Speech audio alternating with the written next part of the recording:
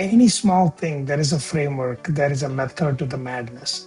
How can I influence the right people in the right places to get the support so that we can execute well and find success? It brings people together to speak the same language. There's a community they can come to ask questions, but then the questions have got a framework or they're framed in a way that then everyone can answer them.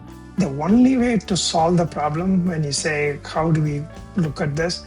You're having a framework.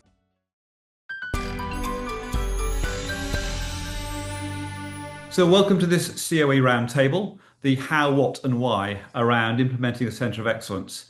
And I'm delighted to have two people who are experts in the field. But as a little bit of background, my name is Ian Gotts. The best way of describing me is three numbers, 10, 20, 30. So 10 years as an Accenture partner. I've also written 10 books. 20 plus years as a Salesforce customer. 30, the last 30 years I've been a tech executive, but passionate about helping people understand what they should be building. And I think the CoE framework is at the heart of that. But this is not about me. This is about two amazing people we've got on the panel today. So first of all, Velu Palani, author, tech executive. He's been in the IT world probably 25 plus years. VP CRM, Salesforce IT service leader for McKesson, obviously a huge publicly quoted company. So it has, I'm sure we'll hear about some of the challenges working in that world. And before that, executive director, Salesforce Services and Centre of Excellence at Blue Cross Blue Shield. And if that weren't a full-time job, he actually has also had time to write a book called A Master Framework for the CRM Centre of Excellence. I encourage every one of you who has any interest whatsoever in governing your organization to buy the book and read it. Now, the other person on the panel, Blanca Leon Carter, delighted to have Blanca on the panel. She is currently AI transformation architect, which couldn't be a more important role now as life is changing so quickly. She's the innovation architect for emerging technology at DeVry University. Consultant and architect at Slalom before that as a consultant, so obviously has seen a range of different organizations and the challenges. Also is a higher education advisory council member for Salesforce, so get some insights into what's happening at other universities. And CoE coach and educator around the framework. And as I said, if you weren't busy enough, also a DASA ambassador, where DASA stands for DevOps Agile Skills Association. So delighted to have the two of you here. Thank you so much for joining us. Can I start, Velu, with you? You wrote the book, and so can you talk to me first of all, why do you actually need a framework? I mean, surely we just get on and start building CRM. That's what I've always heard, but this feels like that it's a broader picture. So can you describe why a framework, why we need it first of all? The framework is needed, Ian. First of all, thank you. Thank you for having me on the panel. And it is out of necessity. When you work in the world of Salesforce for 25 years, traveling globally and working with customers and making their life better, and then you leave the project when we go back and say, oh, did I do this? Because the one thing that I realized that we all implement, we manage and support. At the same time, there is no framework to follow. So if you think of PMP, ITIM, ITIS, ITIL, Scrum Alliance, there is no standard framework for customer relationship management. So there are technologies out there. There is a people, process, data, and so on and so forth. But when it comes to customer relationship management, there is no universal framework where technology people can follow to implement. Customers can expect certain standard services, whereas the salespeople and service people can expect consistent delivery from the delivery teams. So what the framework does, it brings people together and help to speak the same language and common standards. And it is universally, it should be adopted. Part of this framework, I also started a nonprofit organization, CRM CoE Alliance, to promote and create a global movement so everybody can follow a framework to manage their customer relationship. And that is the reason why we started. And that is why this is out of our own experience working with multiple clients and with the help of so many people like you and Blanca to make sure that the framework is easily understandable and easily adaptable and people can implement it and grow the business. So how are you seeing it being implemented? Is it you buy the book and give it to everyone, or you one person buys the book and you talk to me about the process of getting from I know I need it to the early steps of getting started. That's a great question, Ian. So when I was working, the biggest pain was what do I need to do to make the CRM implementation successful so that end the stakeholders can see the ROI. How do we ensure salespeople doing their job, service people doing their job, and marketing people doing their job consistently, regardless of whether I'm there or not there? So that was the starting point. So that helped me to create some kind of framework where we can implement the framework and everybody in the company to follow. Then, oh, maybe this it has to be shared with other people. So the book came along. Then somebody suggested, who is going to read a book in 2026 and say, okay, I got the book, I'm going to read it and then implement it. So then we said, okay, we will educate people. That is the education came along. And when you do an education, how do you make that more interactive? So that is the whole idea. So basically, you need to understand there is a need for a framework. If you think there is a need, the book can help you. And if you say, okay, I read the book, but I don't know what to do next, go to the website, crmcoalliance.org, and join the movement and reach us and we will help you to get started with the journey. That's how we get this implementation done. And it's not about implementing, it is over the period, see the trend. How are you doing in terms of your customer relationship journey? Is the customer happy? Are you growing? If those two things are going well, the bottom line would be, am I spending less? Am I controlling the cost? Or I'm reducing the risk? That is how you will be measuring it. So this journey of starting from A to Z, you need to have a framework. That is the alliance is all about helping the organization go from A to Z. So then you can consistently grow the business, keep that relationship with the customer. So Blanca, you've been heavily involved in that education process. Can you just share some of those experiences about what you're hearing from the customers you're dealing with, and how that's working? Yeah. So first and foremost, I was a learner. So I actually bought the book. And then later, because Velu and I knew each other from the Trailblazer community, he said, well, we're thinking about launching this learning program. Would you be interested? And I was like, yeah, count me in, because for me, I'm a lifelong learner. And there's one thing that I have found, that it's not enough to just read a book. It's not enough just to watch a video or do some trailheads, right? You really need to learn the content and learn the framework, learn the best practices, but then take a step back and assess, what does this mean for me? What does this mean for my team? What does this mean for my company? And so through this, I was a learner with the program, and I really appreciated that there's a capstone in which you get to apply. You first learn this with a group of peers, right, from the experts like Velu and Charlie, and then you have discussions.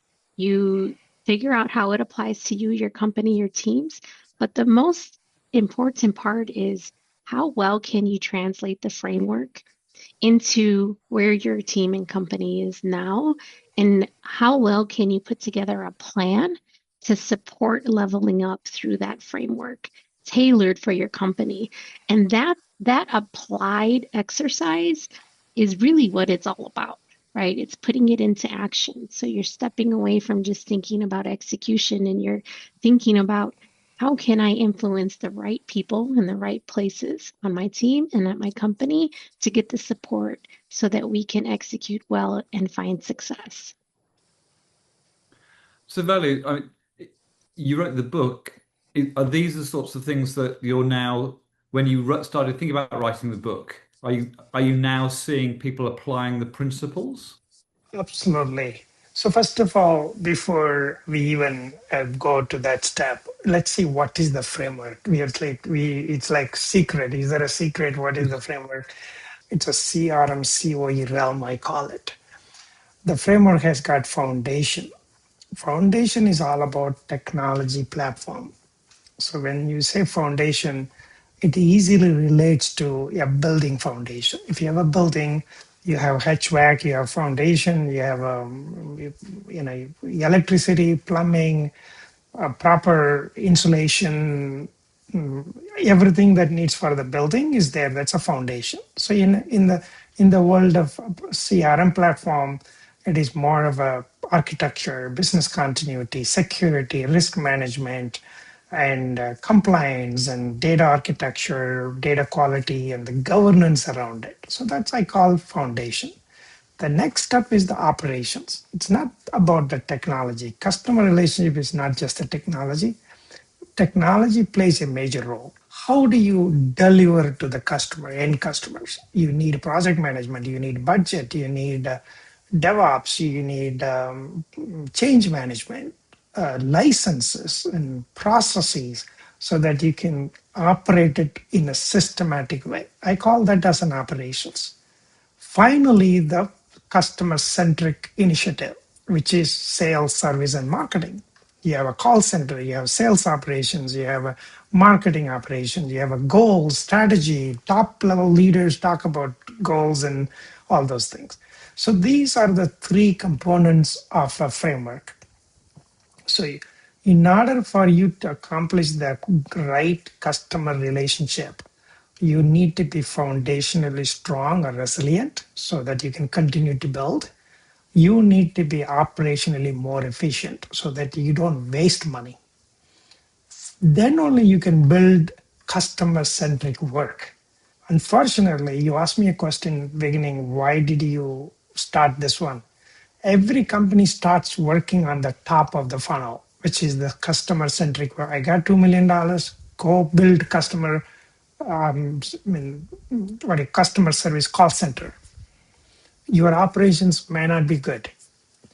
You don't even know which licenses to buy. How do you do it? What is the PMO? What's the budget control? And your foundation is leaky. It's stay unstable. A lot of security issues, compliance issues. Now you've got $2 million to build on top of it. So that is the framework that we are talking about. And then when you look at this is a one side of the CRM, this I call it CRM CoE realm. The second component, this is all connected to data, process, people, technology. So you got to be able to connect your CoE realm to this cultural aspect of the organization. You're dealing with people, process, and humans, right? The third component is the financial strategy. Anything and everything you do, it has to be connected to cost savings, cost optimization. So the framework clearly gives you an idea of how to understand the foundation, operations, customer centric. How do you tie your business outcome through the financial strategy? For any company, business outcome is five things, right, Blanca? We talk about it. You and I talk about the business outcome all the time. What are those five? Reduce risk. Number one, any company has to make sure risk is reduced. Number two, um, the adoption. You are building a technology or building process, people are adopting. The third component is the cost. If the adoption is low, cost is high, you know what's going to happen. Your customer service is going to be poor. Ultimately, your revenue growth is going to be hit or miss, number one.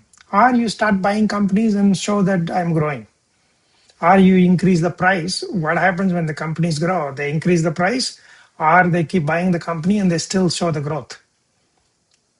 But the foundation is weak in operations. So I don't know about Blanca. What do you see that? I think this is a very common challenge for the businesses that every business goes through. And I think this is why we need this framework. This is what the framework is. Like you and I were talking in the green room before that we started that you're now more involved in AI. And it's like everything Velu's talked about sounds like we're going slower, but AI is going faster. And we've got this, you were talking about this balance between like agility and governance, which was always the agile thing. This is now AI speed and governance. So, I mean, that feels like this ties this all together. So can we just talk a bit more about how you're balancing those out? Yeah, so like most people, I'm sure everyone listening into this roundtable today have seen it all over social media, on the news, any outlet that you're getting any, external news from is talking about, oh, you can build these agents in X amount of hours or days, and it's really easy. You can connect to all these systems, and there's a part of that that is true. But I think that governance issue is where it kind of comes in play, where you have to ask yourself, okay, just because I can doesn't mean I should, right? Like there's considerations that need to be very carefully and well intendedly thought through. And those are thinking through, what are any implications? Can this cause harm to human or society?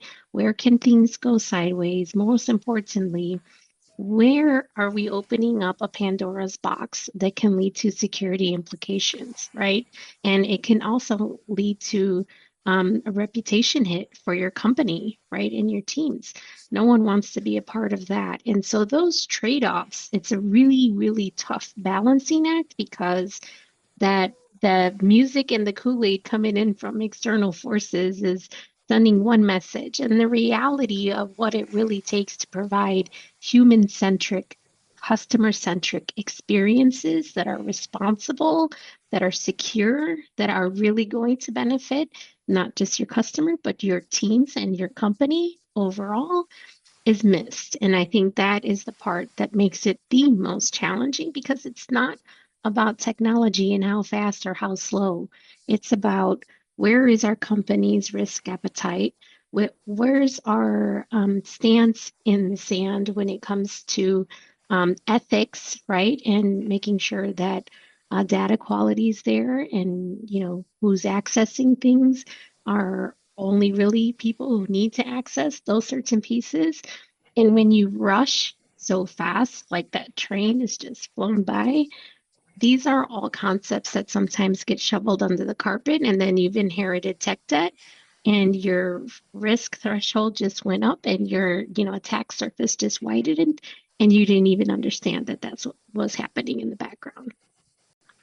So Velu, these all the things that Blanca's talked about, so important. But these sound like they're all the questions that should be asked around that foundational layer. Mhm. And that really, I think, is where we talk about about the whole idea that it's you start with a solid foundation. No, but surely is there some way of balancing the need to go quickly at the same time as being able to resolve some of those foundational issues? Because if we can't address the need to get things done quickly, people are going to go, well, actually, this is the old waterfall thing. We're not doing this anymore. So how are we going to resolve that? I don't know whether there is any shortcut. You can take Tylenol, reduce your headache, but unless you do meditation and relax, your headache keeps coming. That's what we do in the foundational area. We keep swallowing pills, and sometimes take more pills. It can stop the bleeding at that time or the headache, but at the end of the day, it keeps popping up, and when it comes, it becomes migraine. Hopefully, the blood vessel doesn't block. That is how I believe. That's how I think all the time. I keep thinking about this Tylenol thing, the medicine that we use for headache. Everything there is a pain, go pop up a pill. Why are you doing this? That is the question we should be asking. This is where the framework, Ian, I feel it's important. When I say framework, think of this way: engineering. If you're building a structure, a bridge, or you're building a building, any small thing, there is a framework, there is a method to the madness. The most important thing for a company is, what is that? Customer, right? The framework to build the, acquire the customer, maintain the customer. Where is the framework? I think the only way to solve the problem, when you say how do we look at this, yeah, having a framework. I'm not saying the CRM CoE framework is the right framework or that's the only framework, but having a framework is better than no framework. And having multiple frameworks, every solution provider, every company has their own framework, and within the company they can't understand. I think that's where, with the help of you and Blanca and others, we need to come up with a one common language, one framework, so the AI, even the disruption from AI, we can withstand it. So that's the way I look at it, Ian. We know we're living in chaos, right? All of what Velu has shared and what we see with customers and clients all over.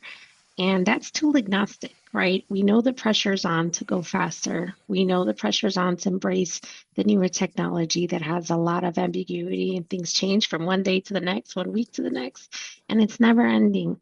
But I think it's how do we level set, speak this common language, follow a common framework so that when we're having conversations, everyone is following and understanding why. Well, first of all, what are we talking about and why are we talking about it? And how do we make the best decisions that are going to help us move the levers that we need to meet our overall company's business objectives, right? So I think the CRM CoE Alliance has this great opportunity to bring a calmness, right? Not to say that things don't stop being busy or don't stop innovating quickly, but at least in terms of the human part of managing and maintaining and building and making sure that you have the right tools in place to support your teams to do the most impactful work, which is human to human connection and relationships.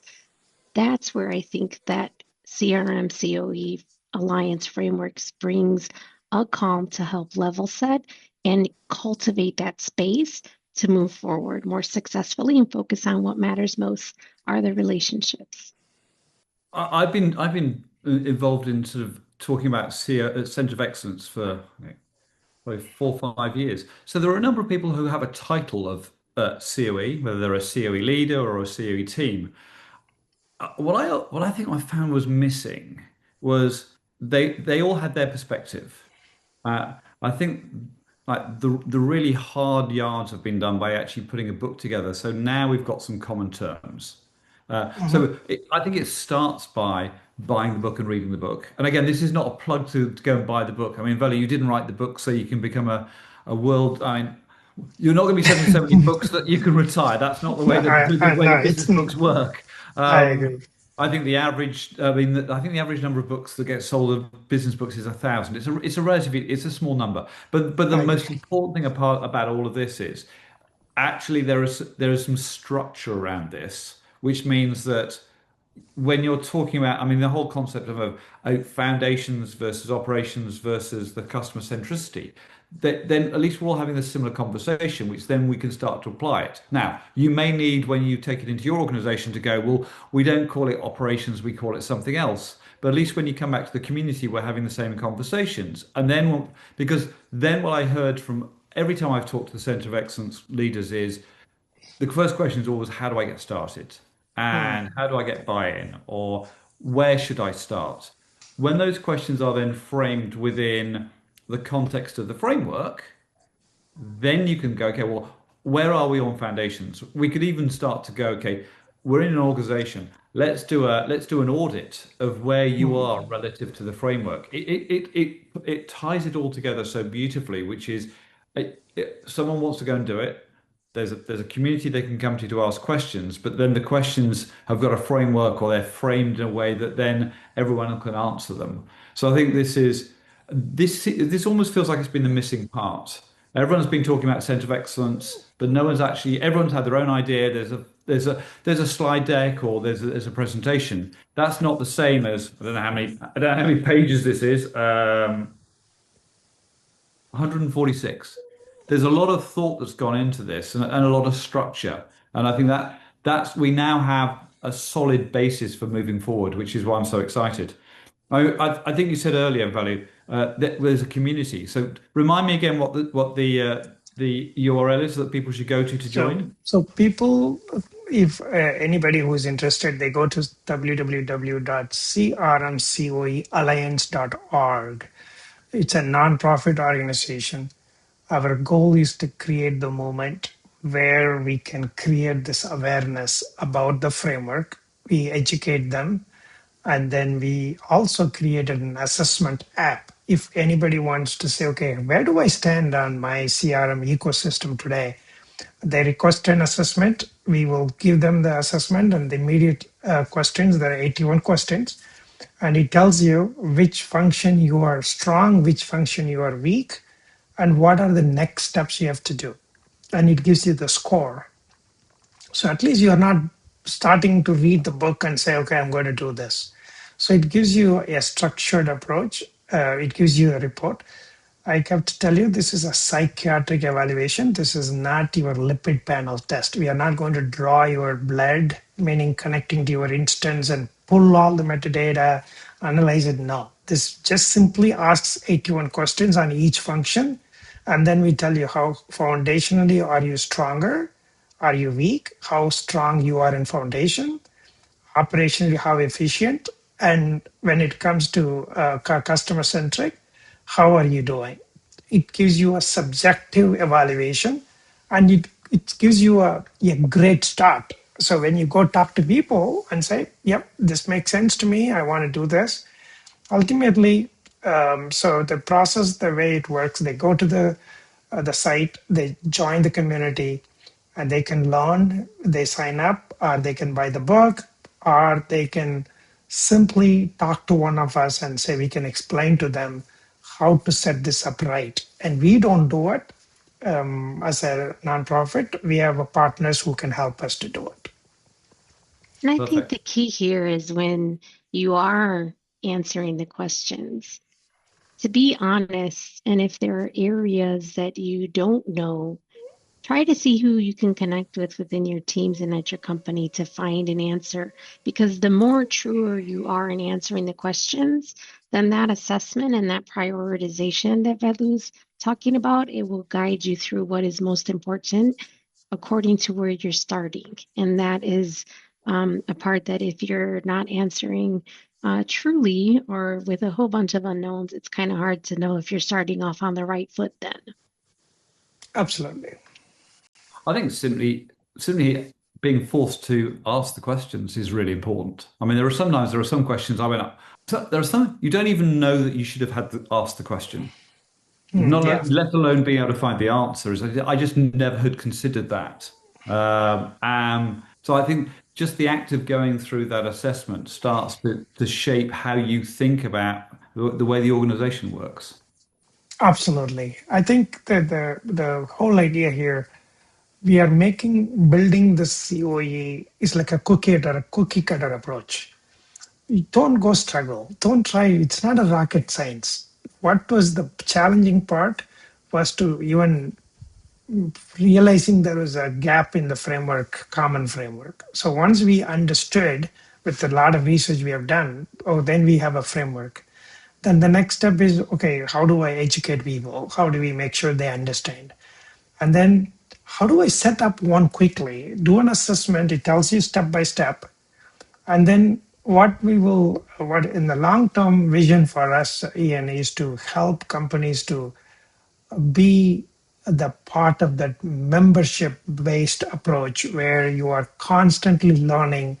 So how do you make sure your framework is working and your every function is improving, your metrics are improving, and how do I get the best practices? How do I get the principles and the standards?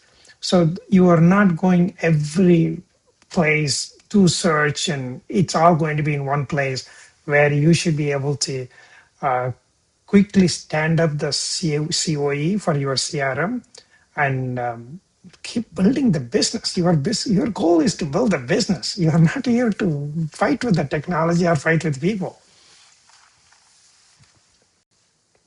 That feels like the perfect way to sum up this center of excellence. I mean, this is not about technology. This is about people. I mean, Blanca, you've mentioned it about culture so many times as we've gone through there. So I'd encourage anybody who's been joined us on this roundtable, whether it's you've been watching it online or someone has told you about the book, go over to crmcoealliance.org, join this community.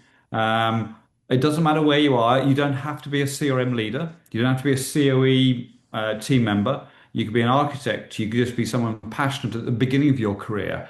These are things which I think will help support you as you grow your career around in the IT world.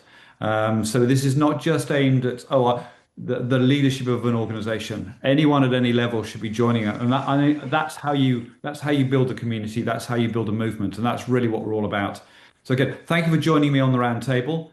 Come and join the team, join the alliance, and there'll be future roundtables where we see different people's progress as they make it, and how it gets applied in different organizations and in different industries. So thank you. Thank you, Ian. Thank you, Ian. And looking forward to seeing you all become part of the community.